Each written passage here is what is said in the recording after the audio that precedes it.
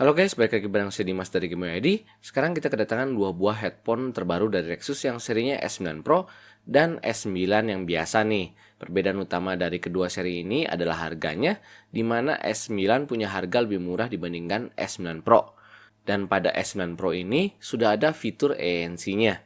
Selain dari harga dan fitur, kelengkapan dari aksesorisnya juga beda nih. Dalam paket pembelian S9 Pro, kita dapat case, headphone, kabel cas, dan kertas-kertas. Sedangkan di S9 hanya mendapatkan headphone, kabel cas, dan kertas-kertas. Kita nggak dikasih case ya. Untuk desain headphone-nya hampir identik. Perbedaannya hanya pada coraknya aja nih di bagian ear cups-nya. Sisanya sama.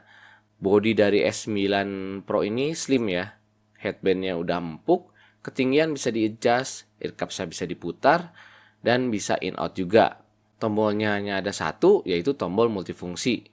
Di bagian bawah ini ada port Type-C untuk pengecasan.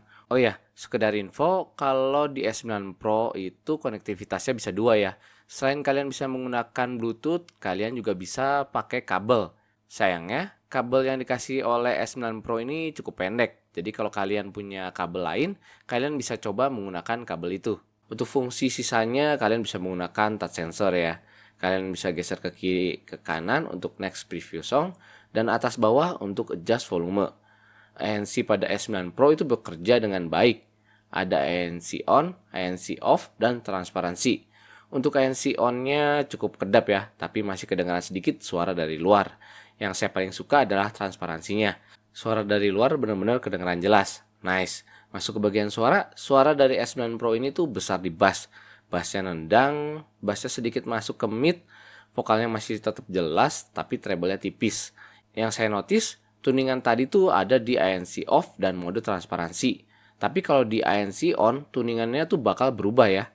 Saat ANC-nya on, bassnya tuh nggak sebesar sebelumnya. Bassnya jadi lebih rapi, nggak masuk ke mid, jadi detail suaranya lebih dapat nih, dan treble-nya lebih kedengeran. Saya suka tuningannya saat ANC-nya on. Untuk S9 suaranya sama seperti S9 Pro dengan tuningan yang ANC off.